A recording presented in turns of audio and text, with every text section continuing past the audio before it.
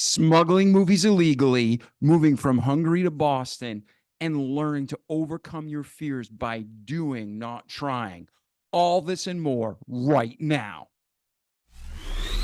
The Remarkable People Podcast. Check it out.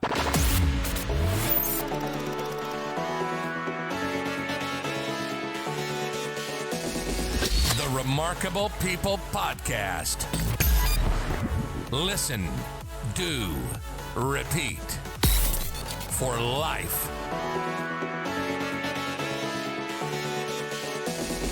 The Remarkable People Podcast.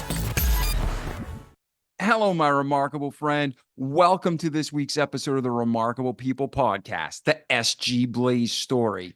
This week, we have an incredible time together going through SG's life, how she went from Hungary to Boston, how she learned in her early age to take her dream, break it down to short and long-term goals, and realize it by not trying, but by doing. And we're going to talk about that in the episode. We're going to talk about how at a young age, her father and mother would bring in American movies. He'd spend all week dubbing them so they could have fun on family night Sundays.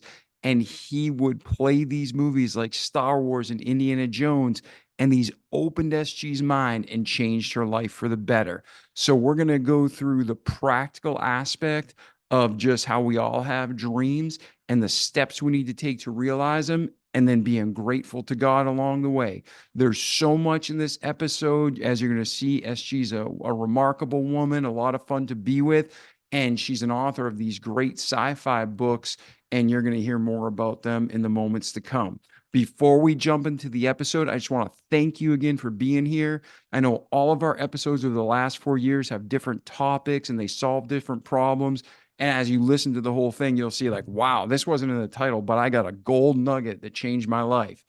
All of our episodes go deep and wide. So listen through the whole thing, take notes, but more than anything, apply them like we're going to talk about in this episode. And then if you have comments or questions, reach out to me or the guest and, check out the show notes for all the details. And then just let us know how we can help. The whole purpose of the Remarkable People podcast is to glorify God by helping you grow. And that's why we're here. So we love you. Enjoy this episode with our friend SG Blaise. And don't forget to share these episodes, like them, give us a 5-star review if you can. If you can't give us a 5-star review because you don't feel comfortable doing so, let me know why. Write me at davidpasqualone.com and let me know what I can do better so we can earn that 5-star review. And then I just want to say a special thanks and a blessing to you is MyPillow is our season 9 sponsor.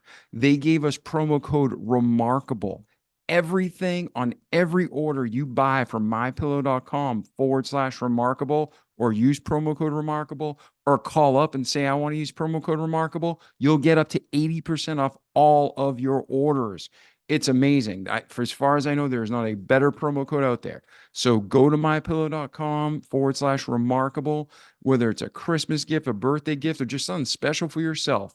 Enjoy the savings, enjoy the quality American products, and know that you are part of supporting the show so we stay on the air and keep the lights on. That's it. I'm David Pasqualone. This is our friend SG Blaise. I hope you love the episode. It changes your life for the better, and you let us know how. But right now, let's get started. Hey, SG, how are you today?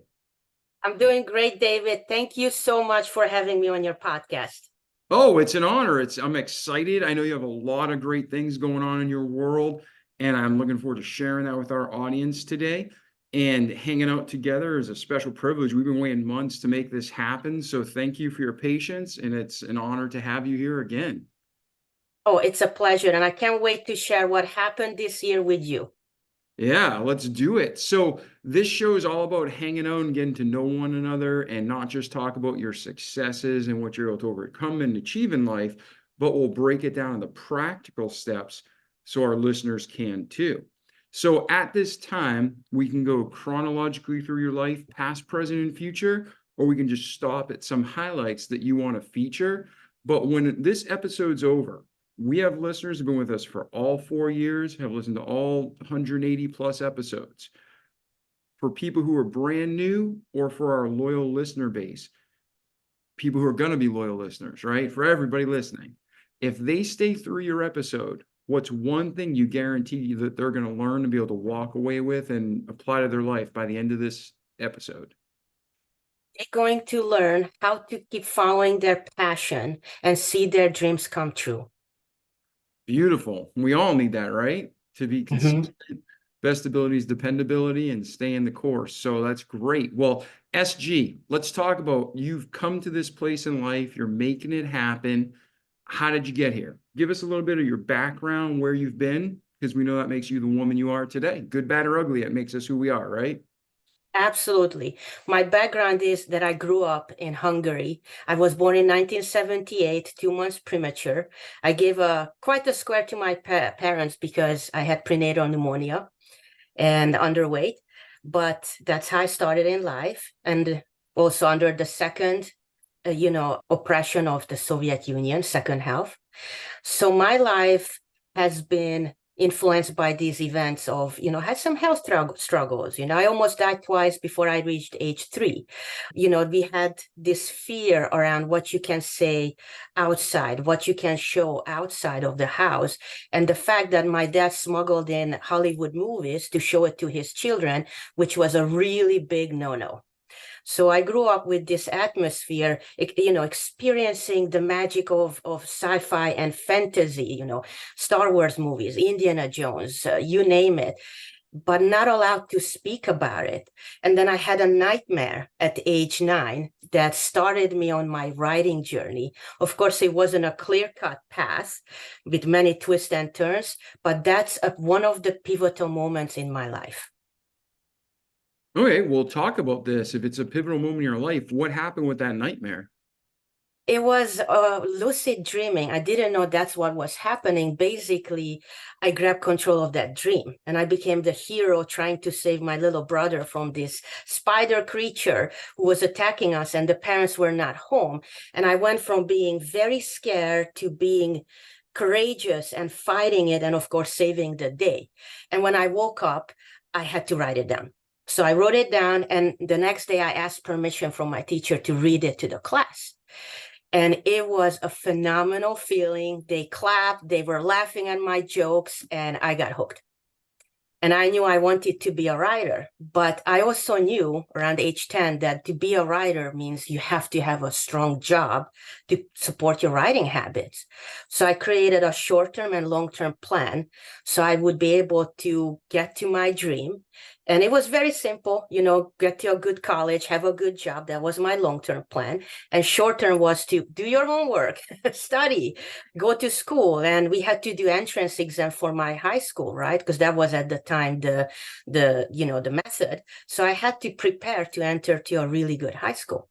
So long story short, I started to create lists and goals and write it down and kept it in front of me so I could follow them throughout my life. Yeah, now that's pretty profound. Most adults sadly don't have the forethought to sit down and put together a short and long-term planning. And that's great. So at 10 years old, someone taught you to do that. Was that your parents? Was it something you were taught in school? Where did you learn to plan ahead and to have the vision? Think I learned to plan ahead is by listening to the adults' conversation. I was always there in the same room when we had friends over.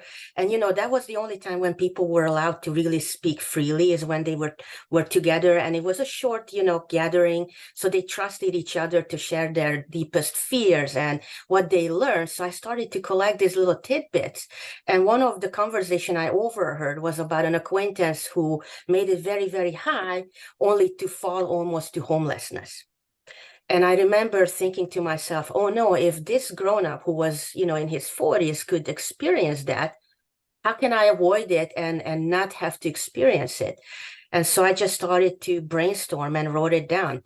I honestly don't know where the short-term, long-term came from. I think I just had to break it down to smaller steps, and I just went for it. That's fantastic. And now the other question I had was, so you had this lucid dream and your dad's smuggling in videos and sci-fi like Indiana Jones, you said, and Star Wars and classics, right? Do you Yeah. think those were a catalyst in, stimulating a part of your brain that normally wouldn't have been stimulated where you were from? It was definitely a huge stimulation, David, because at the time, it wasn't just oppression for your personal freedom, it was also cultural oppression. There was no freedom of art. So we would not have had access to anything like that magical and that outside of the box thinking and creativity unless my dad, brought it to us. And yes, movies did premiere in Hungary, but after the premiere, if you missed it, you would not have a second chance to watch it. And I was 1 year old when Star Wars came to Hungary. And my dad knew in his heart that it was very important to his kids to broaden their horizon, to experience different worlds and imagine and in creativity, really. And how many brothers and sisters did you have? I have a younger brother. He's about 1 year younger than me, 1 year. Okay, so your dad would take these back. He's like, "Shh, don't say anything." It's hard as a kid not to share a secret, but were you able to keep it a secret, or did you have friends come over and watch with you? I did my best to keep secret, David. Of course, I had a big mouth, so I'm pretty sure most of my classmates knew at some point or another that I was watching this, and it was very special. Every Sunday night was a movie night, and my dad would prepare a whole week to translate it, to use his own voice to dub it, because again, we were allowed to learn, Russian. We didn't know English. And so he used his own voice to translate it and to dub it so we could understand what's happening. And he was very professional about it, which was my first experience of having this amazing work ethic, even when you do something for a hobby. Yeah, that's special. Like family movie night special, but for your dad to dub an entire movie, did he characterize and play out the voices like a man and a woman and kids? Think he thought that was not professional enough. He did try to bring a little bit of different tone, but he had a deep voice, so did not give a lot of chance to make them come alive. But he would go back over and over if he made a mistake. If his voice didn't line up with the actor's voice, he would re-record it over and over. Wow, yeah, and the tools back then weren't anything like today. That was difficult and time consuming. That's such a sweet love that he showed you. Oh, exactly. And that's the love that, one of my hope was to share it with my son. When I got to here, of course, I didn't speak language because even though I had 12 years of English knowledge, it was passive. So my son saw me fighting for this passion I had to follow my dream, to have to learn English, to become fluent, then to learn about how to write a book, and then read my book. So it was very special. And of course, I wrote that book for him to not be able to put it down, which it happened a little bit. Nice, nice. So now you're an older child, a young teen. You decide I want to be a writer, but you already had the forethought, like I need to have a career to support it until I can sustain a full writing career, which is hard. So where does your life go from 10 years old till university? Well, first I had to do an entrance exam to a very good high school. It was a very highly prestigious high school. And I got in early because I went on a competition. And my dad died a year before. So I felt, drowning in grief. I felt like I wasn't a child anymore. My childhood was over. It shattered this reality of, there is no safety. My dad was my rock, my safety, right? So I went to this high school that was high level, very, prestigious, competitive, and I was not sure what to do with my grief. The only way I could handle the daily life is to read. So I read everything I could. And I tried to write a novel around second year in, but I realized that it took too much away from studying because it was very challenging. We had to do a so-called 4-year exam that's both oral and verbal. And they literally ask you to recite 4 years of knowledge or pick one topic and recite it at the end of the year. So high school was the hardest time of my life, both because of puberty, grief, and of course, very high level of education and expectation I had to live up to. And then I met my husband online right as I'm entering college. And he, brought me to America, and then I learned I didn't speak English.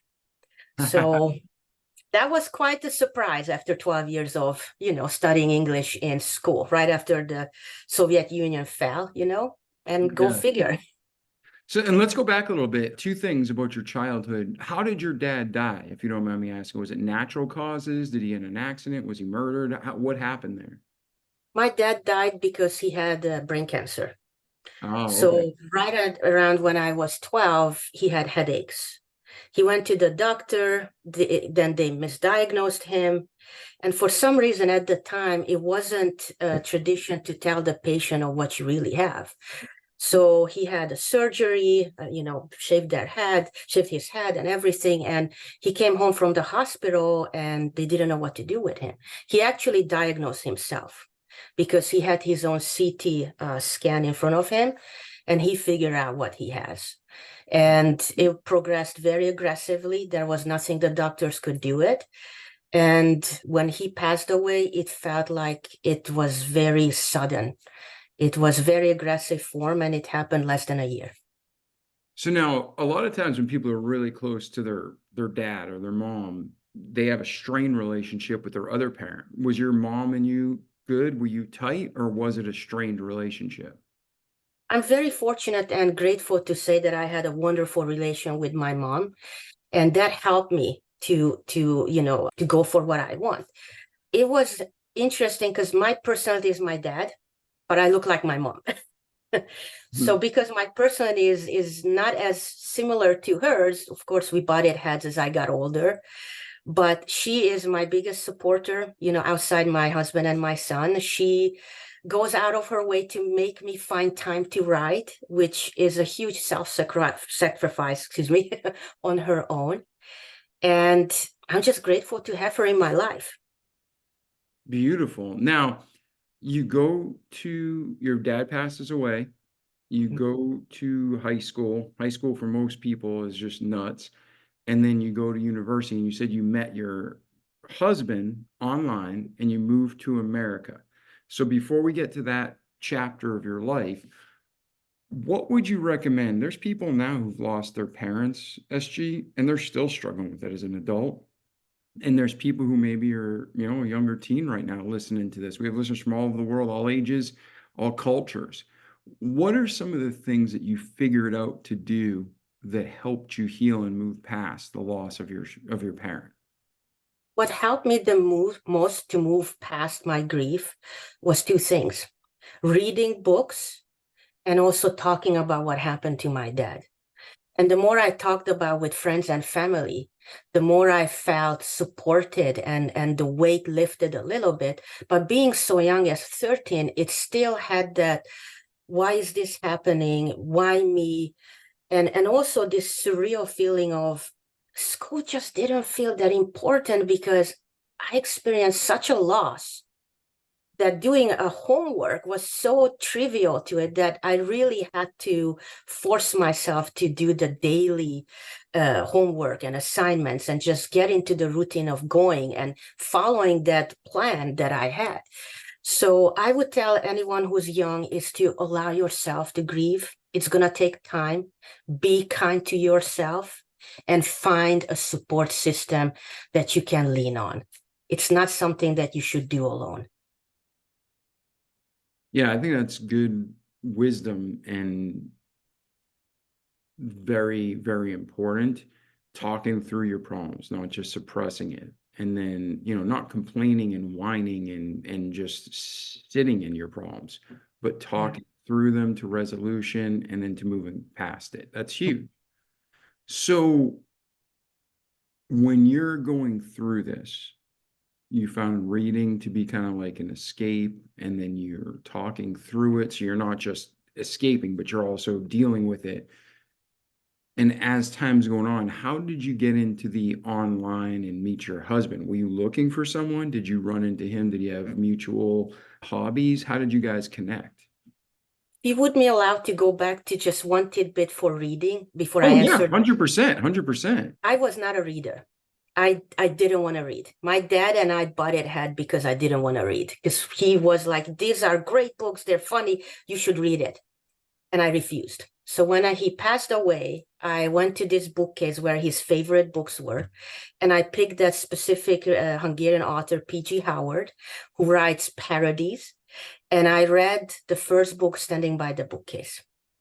And I don't know how long I was standing there, a couple hours. It was a short book, but that's what gave me, that experience of reading something funny, escape from life and humor. I don't think I had humor until I read that book.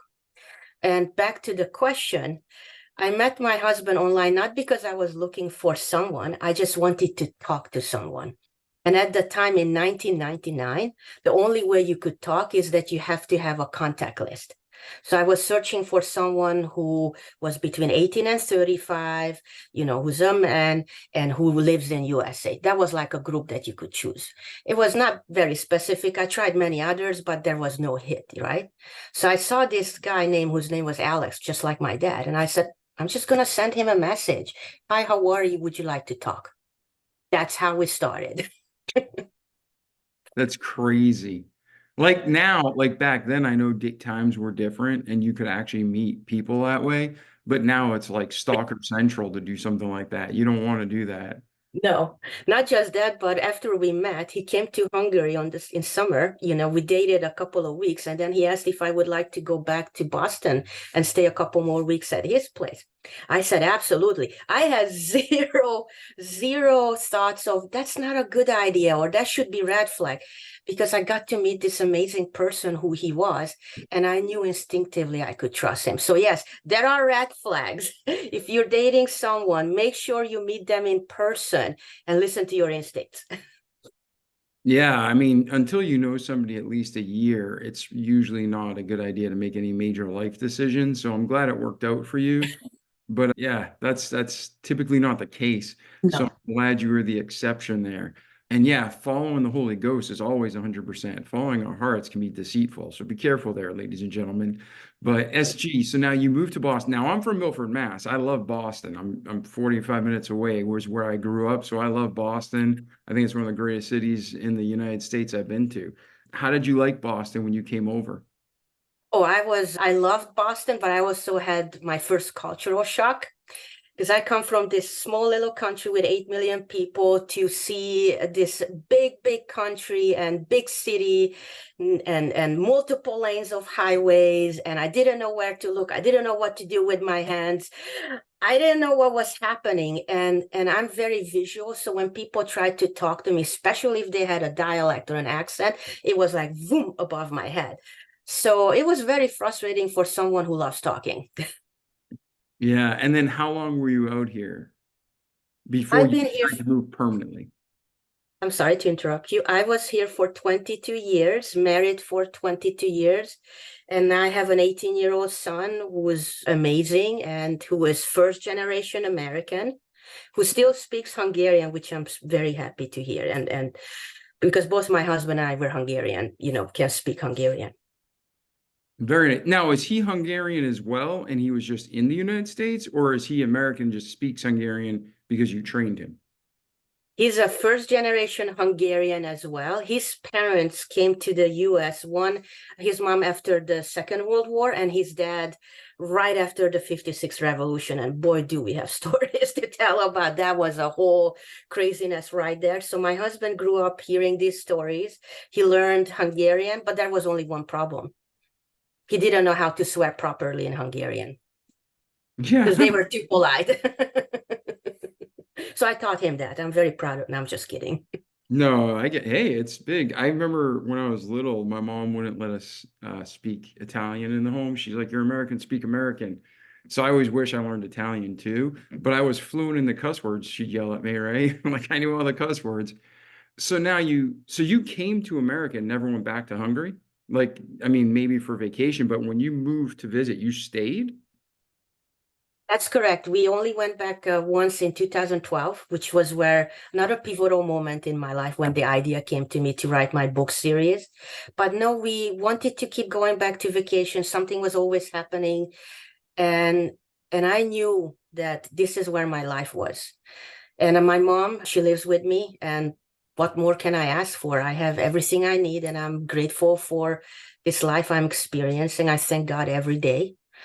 to have this amazing life and following my passion. Awesome. So you came over, you meet a great guy, you get married, your mom moves over here, you have a son. That's fantastic. It's, you live in the American dream. So between those moments in your life and today, SG, bring us through the timeline of your life. It's very interesting when you look back at a timeline like that because you think that, reaching your goal is from A to B and it's a very clear path, but that's not true. There were many twists and turns. And, as I said, I had to learn English. And my husband was very good at telling me that he's not going to translate. So I have to learn, I have to activate because I had knowledge of grammar, I had vocabulary, but I couldn't activate it. And the more I talked, the more I learned that you don't translate from one language to the other. You learn sentences that you would use and you do the context, right? And then I watched as many shows and movies I could. I had a lot to catch up on, David, because I missed on a lot of TV shows or a lot of movies that were not yet available in Hungary. I'm sure now they are. So Mhm. I busied myself with those, reading, watching TV, learning language. I was hoping to get a job here, but then 9/11 happened. And there was just, hiring freeze. And just as the economy would let up, I had my son. And I don't do anything halfway through. So I said, if I'm going to have a son, I'm going to be a mom and I'm going to be committed to that. And that was one of the biggest guilt I felt when I started writing is that I had an 8-year-old. And I felt so guilty for taking any minute from my son. So I had to convince myself that that's okay. You're not taking the whole day. I'm taking a couple hours here, a couple hours there. But having him in my life and looking at the world differently and teaching him Hungarian and being a role model for him pushed me to push my comfort zone and push the boundaries of my comfort zone, to face my fears and to have that growth mindset that allow me to really be a good mom, a good wife, and a good daughter, and not to mention a good writer. Yeah, I mean, you're hitting all the keys. You got your relationship with God, with yourself, with your spouse, with your family, and then the rest of the world. So you're hitting all the main checkbox that matter, right? It's not what happens even in this life, it's eternity. So as you're going through SG and you're writing, some people whip a book together in like 3 months. Some people take 18 years. How long did your first book take you on this journey? David, my first book took 6 years to make it into what it is today.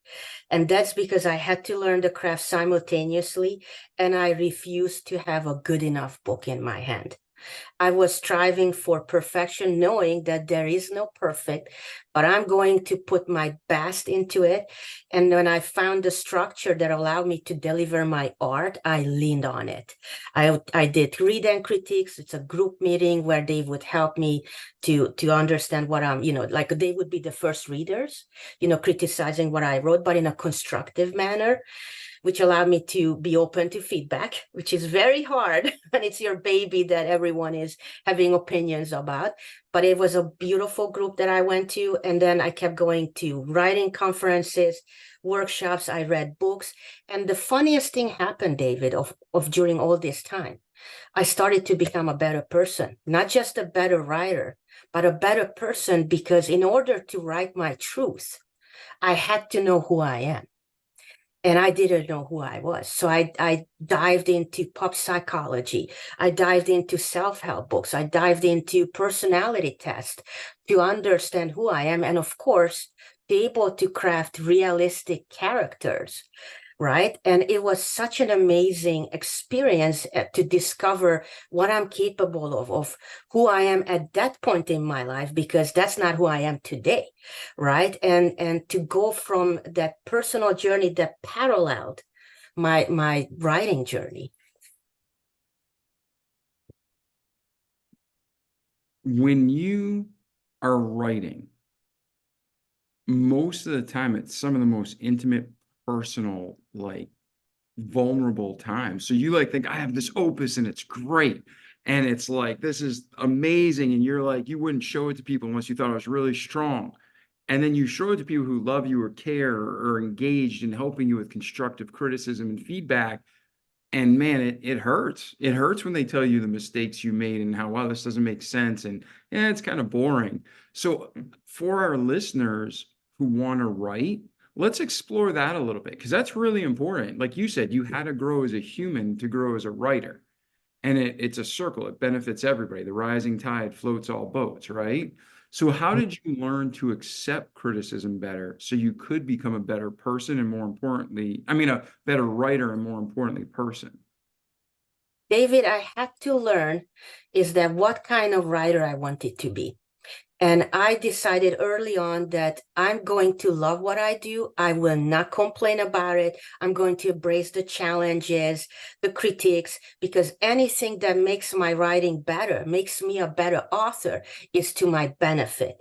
And when I took myself, my ego out of the question, then none of their feedback, no matter how personal it may have sounded, affected me on a personal level, because I was able to sort through their advice and look at things. There is no pattern here, disregard, right? Oh, okay, 3 people mentioned that this is missing.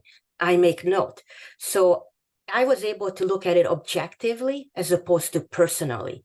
And also, I grabbed onto my passion, David, and I was holding on for dear life because I had so many fears just in the beginning. I was not a good driver. So when I got into this read and critique group, I had to drive an hour to get there, or 35 minutes, depending on which route you take. And I did not like highways. I did not like driving at night. I'm not seeing well in the darkness, even with glasses on. So the only way I survived doing this, which, by the way, that 8 months is a blur, is to grab onto that passion and let it be the fuel behind the wind behind my sail, so that nothing would stop me. And I shocked my family, I shocked my friends, because they knew how much I don't like to drive. And yet there I was every week going until the fog set in. And then, I reached out to my husband that I could use some support here, which he was very happy to provide. Yeah, I'm sure they were shocked, because I know a lot of people. I grew up outside of Boston, like we discussed, and it's a true melting pot for all over the world. And there was not a lot of bias or bigotry. It was just like one race, the human race, people from all over the place, different cultures, different upbringings, but they're all humans and God loves us all. But I remember a lot of the people who came over from overseas, they didn't know how to drive, they didn't want to drive, and they were terrible drivers. So now you're forcing yourself, even in that area of your life, to become better, right? Was that just terrifying out in that area with so many people beeping and screaming at you? Oh, it was, David, the most terrifying experience. I had my music blasting, so I didn't feel alone. I tried to leave at least an hour early so I could still catch that sun setting, so I wasn't driving in complete dark. And then I would wait for the group to start and chat with the lady who was running it.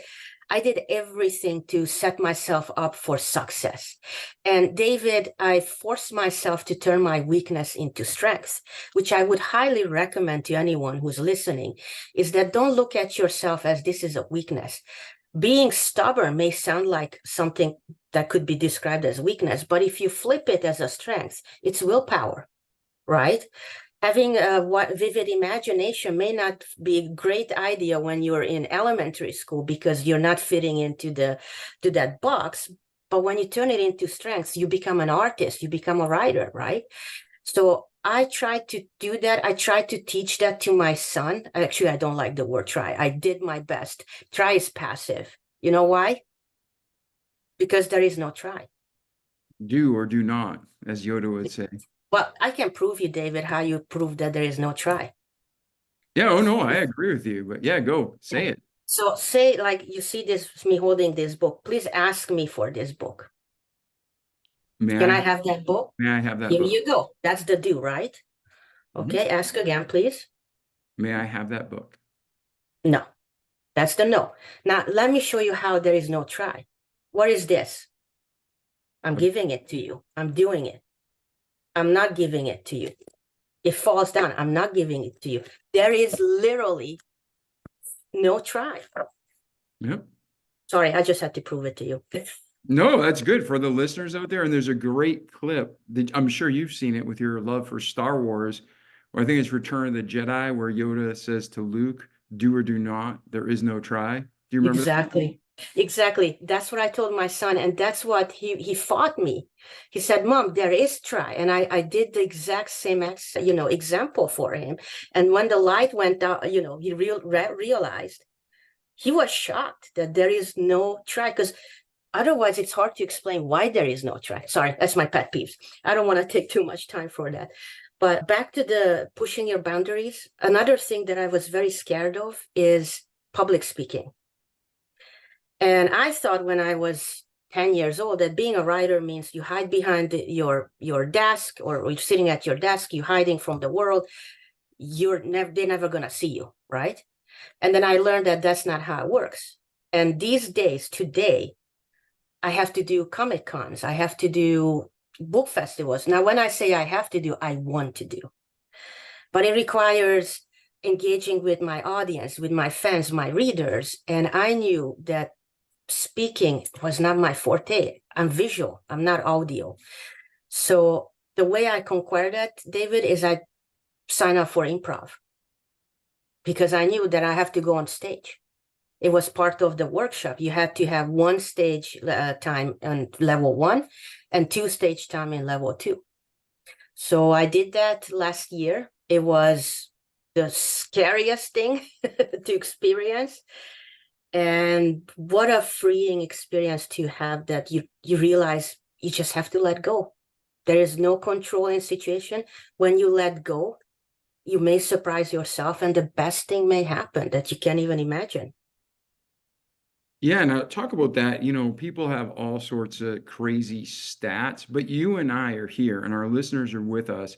And ladies and gentlemen, you just heard SG say she wasn't fully comfortable staying on stage and speaking, so she forced herself to do it. I couldn't speak publicly. I was terrified. And I knew God was calling me into sales, and I'd always be making presentations.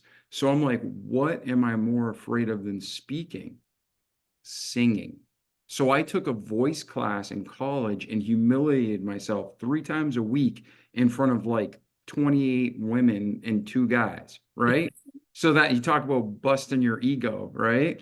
So what that allowed me to do is be like, man, if I can sing, I can speak. My singing was horrible, but if I could stand up and do it, I could speak. And SG, you kind of do the same thing. You're like, I'm going to stand up here and I'm going to develop my skill. And it becomes easier and easier each time. So what do you recommend people do to just rip that, drawstring and pull the parachute and kind of jump, make the move? What do you recommend they do to get started? Find a group, or where would you recommend they start looking? Yeah, my recommendation would be is to maybe start small. You don't have to pressure yourself to climb the Mount Kilimanjaro just because you want to be a climber, but maybe start at the closest hill that's challenging, right? Start small and challenge yourself. And then when you conquer that challenge, celebrate it, and then go for the next one. And push that comfort zone, push the boundaries of your comfort zone, because each time it's going to get easier. And having an open mindset is so important, David, because when you're open to these new experiences, it's also easier to find the opportunities and see that they are, in fact, opportunities to push your boundaries. It's not something that you need to take a step back. It's something that you can go toward to. Nice. So now you're taking this class. You're a wife. Well, first off, you're a child of God. You're a wife. You're a mother. You're a daughter. You got normal life responsibilities. You're writing a book. You're taking speaking classes. You're learning. You're growing. You're driving in the city of Boston. All sorts of challenging things. Where does your life go from there, SG? I hope my life goes from there is a different, challenges, that I can tackle, finishing this 13-book series, David, that I'm writing book 5 currently. To see this book series become a transmedia franchise with maybe comic books, tabletop RPG games, you name it, we'll have it, crossing fingers. It's to see how far we can take it, because I can tell you, as an indie published author, it's not just me who's working on this. I have the most amazing team behind me that's keep growing every year, who believe in this as much as I do, who love this as much as I do. And we are working hard to make things happen. Next year, we have a lot of excitement, a lot of new things coming the readers and my fans' way and our listeners' way. If they're checking us out, we're going to go back to the Comic Cons with a more amazing booth. Oh my gosh, David, we're Yeah. going to have a lot of things to do.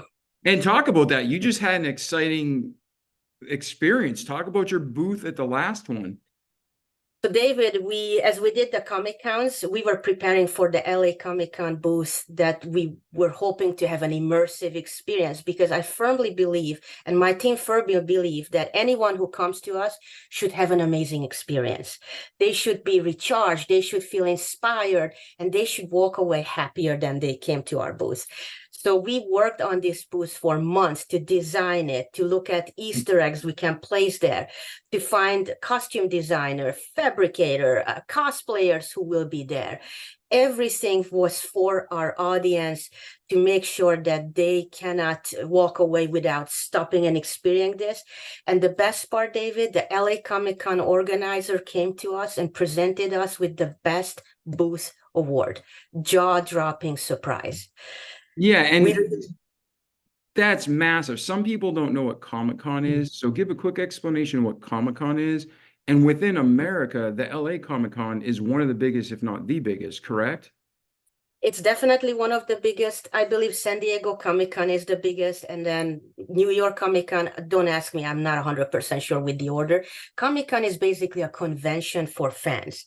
You get to go there to see your favorite illustrator, comic book artist, small business owners who do, dice for role playing. But there are more, because every time, you can see crews, people who want to, sell their crews, or T-Mobile was there at one point. So there are a lot of people exhibiting, and you get a chance to go to their booth or at their table and interact with them.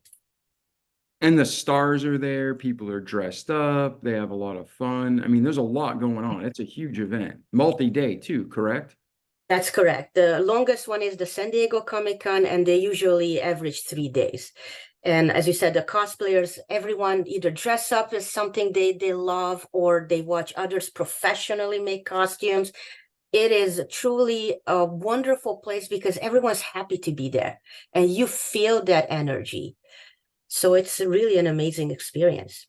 Yeah, and I can't even imagine, with all the fantasy and with all the creativity and with all the like passion that people have in that world, to win best booth, that's just a huge accomplishment. So how big was your booth? What did you do? How did you guys get this honor?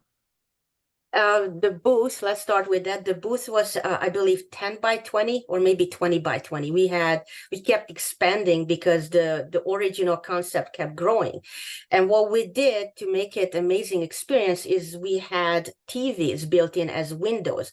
And we had the whole story that the booth was a rebel ship that crash landed on the planet that the first book is set on. So you would see, images from the first book location come to life a little bit, right? You would see the fire, you would have that magical sound going around, and then you would have the Easter eggs of little items that you can find in the book that you could touch and then talk to the cosplayers who went above and beyond, David, to stay the whole event. They were supposed to do an hour or two a day. They stayed the whole event out of the goodness of their heart, because they saw what an amazing experience this was, how hard everyone was working. I know I didn't take more than a 2-minute break. My husband had to drag me away because I either do something or I don't do something. That's my quest in life, is balance, which is also happened to be the same quest for my main hero.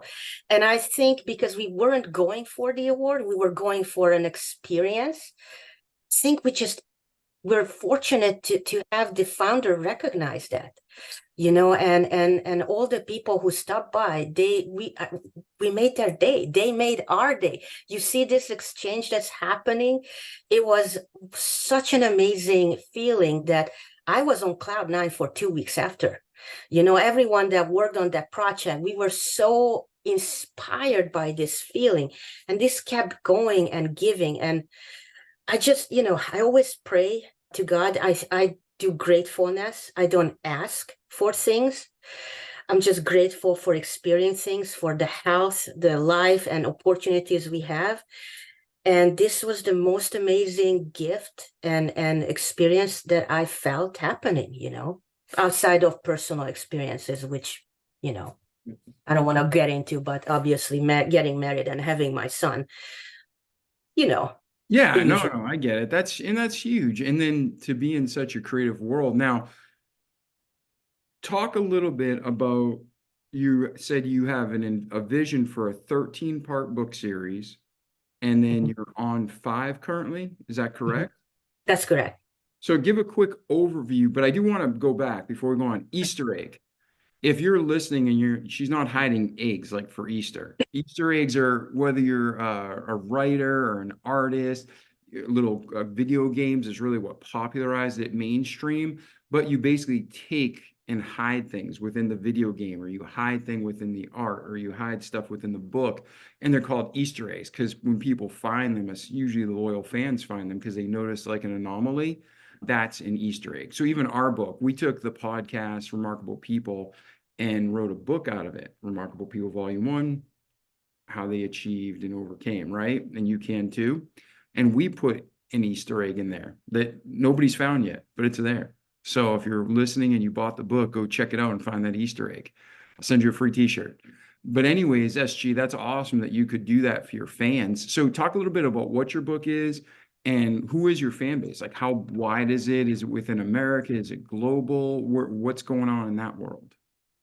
Thank you for your kind words, David. The fan base, I thought it was 14 plus female, or excuse me, women reader. It turns out to be that we have a great variety of readers and audience who come to the booth. It seems to be 50% with men and women, anywhere from 9 years old to all the way to 99 years old. And it's all over the world, people who speak English, people who don't speak English. We're selling books in all over the world, right? And it's such an amazing feeling because to me, that was Star Wars. Star Wars was something you can get lost to know. You can see yourself in any characters, experience the magic and be inspired. And when I wrote this book series, that was my hope, is to not only provide female empowerment, but also to create a diverse cast of characters, a rich world building, and a cinematic storytelling. And the book is about a 19-year-old rebel princess who must defeat the dark god before he finds her the last Luminian. And this tracks throughout the whole 13-book series, with each book wrapping up the story, almost like a standalone, but they build on each other because you see the characters coming back, exploring different worlds, different enemies. I planned 13 books, David, but that's just this series. I also going to have a 9-book spin-off, and after that, a 7-book spin-off. And I'm already looking into what else we can do, what more stories we can explore, because this book series plays out in the 7 galaxies. And I hope to explore both locations, timelines, characters, origin stories, as long as I'm alive. And what is your, we don't know who's listening to this podcast, whether it's readers or whether it's producers, right? So what's your, I guess, ideal outcome? Like right now, do you want to see this on the silver screen where it's a live action movie? Do you want it to be CGI? Do you want it to be cartoon? What would your ultimate, goal to be? I have a lot of ultimate goals, David, and it's hard to pick just one. I would love to see this as a TV show, with special effects. I would love to see this as a comic book series of spin-off comic book series, and keep going and see what else is there, because right now I can't even think of all the possibilities that's available to us. Nice. All right, then let's do this, SG. You go to the Comic-Con, you win this huge honor, you're writing your 5th book. Where are you today? Where are you headed? And how can we help you get there? I'm heading to finish this book series, David. Next year, we're going to have a lot of changes coming your way. We're going to have rebranding. We're going to do probably different look on the booth. Not too different because it still has to be the ship. And we're going to start pitching this to parties interested that could help expand this media, multiple versions of media. I'm going to keep writing, David. I'm going to keep going to Comic Cons. Next stop is WonderCon in, I believe, end of March. That's where I'm going to be for 3 days. And I'm going to keep going to San Diego Comic Con, to LA Comic Con, to Dragons, to maybe try something in Arizona, crossing fingers, and all the book festivals that are local because they're the easiest one to tackle. Nice, beautiful. Then there's a lot of commitment, time, and money. I mean, they're a lot of fun, but I'm sure it's a lot of work. Just logistics alone, getting your booth to and from these locations is a bear. So you're juggling a lot. So between your birth and today, SG, is there anything we missed before we wrap up the episode? I think we pretty much touched on everything, you know. One of the things that's interesting to me is how trauma like experiencing oppression can affect you. And I always think about, is that the reason I have, you know, struggling with anxiety, or was it genetics? I never know. But I'm grateful that my son grew up knowing that he has the right for free speech. He has the right to experience art and culture. He has the right to choose his own path and not being told what he has to do. And to me, that is the beauty of this world. And to grow up in this amazing country, I'm very grateful to be here and for him to have this. Yeah, we all need to be thankful for that. I mean, for us who grew up in America, it's so easy. And there's some countries we have almost no freedoms. And other countries are like America. You're blessed right from birth. So it's like wherever we're at, whatever state we're with, we need to be grateful. So it's awesome that you're grateful, and it's inspiring to see that, you know. Don't take for granted what we have that God's given us so kindly. Thank you. And that's what it's in every book has that. I thank God and the acknowledgement because I feel blessed, if I may say so, and I felt protected throughout my life when certain things happen. I just felt there was a bigger power, you know, looking out and listening to my prayers. Yeah, God's always there and he hears us, right? So that's so true. Now, I'm going to have you send me a couple photos of this booth and I'll stick them in the show notes. So, ladies and gentlemen, if you want to check out SG's booth, you want to check out links to her book and her website, we'll have it all there in the show notes. Make sure you check it out.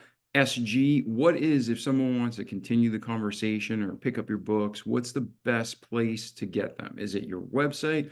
Is it Amazon? Is it some other outsource? Oh, outsource. I just lost my. Is it some outlet? Outlet's a word. What's the best way to reach you, and what's the best way to buy your books?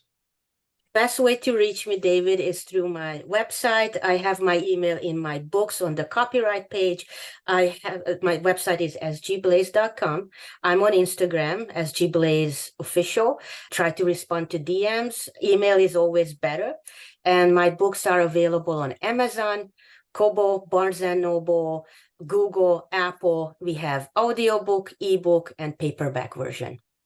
Beautiful. And SG, Sierra God, but Blaise is spelled Blaise,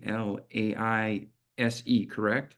That's correct. All right. And then again, it'll be in the show notes, ladies and gentlemen, so check it out. Well, SG, it's been an honor having you here. I'm super excited. You know, I'm not gonna lie to you. I'm not a big fiction reader, but you got me wanting to check out one of your books. So I might do that. So I read a lot, and I read like, you know, I read my Bible, I read I read like personal development content. But if I'm ever in the sci-fi mood, I think I'll check out one of your books.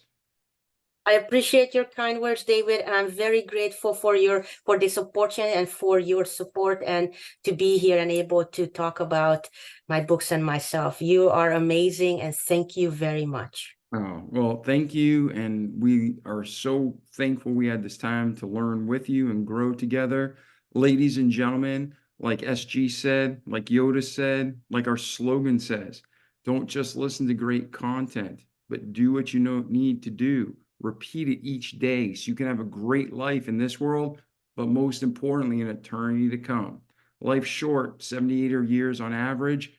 SG's dad was taken home early, but we need to make sure that when we leave this planet, we're with God in eternity in peace and joy and love. So make sure you know about that. Write me if you have any questions, and we'll do our best to help you have that peace and joy.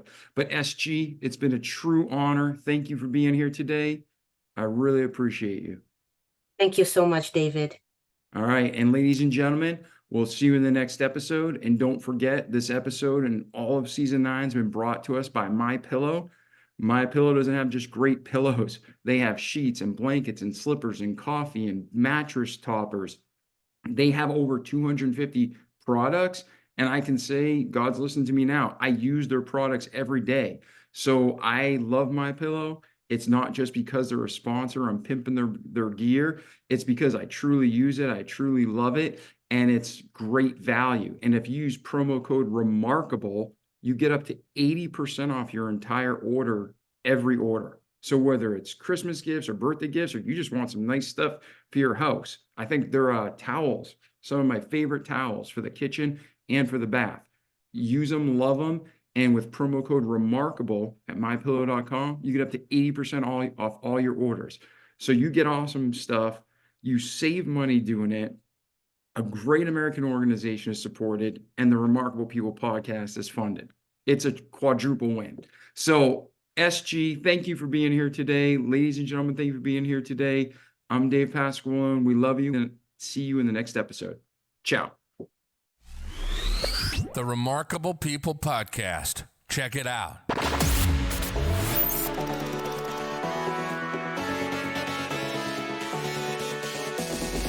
The Remarkable People podcast. Listen, do, repeat. For life.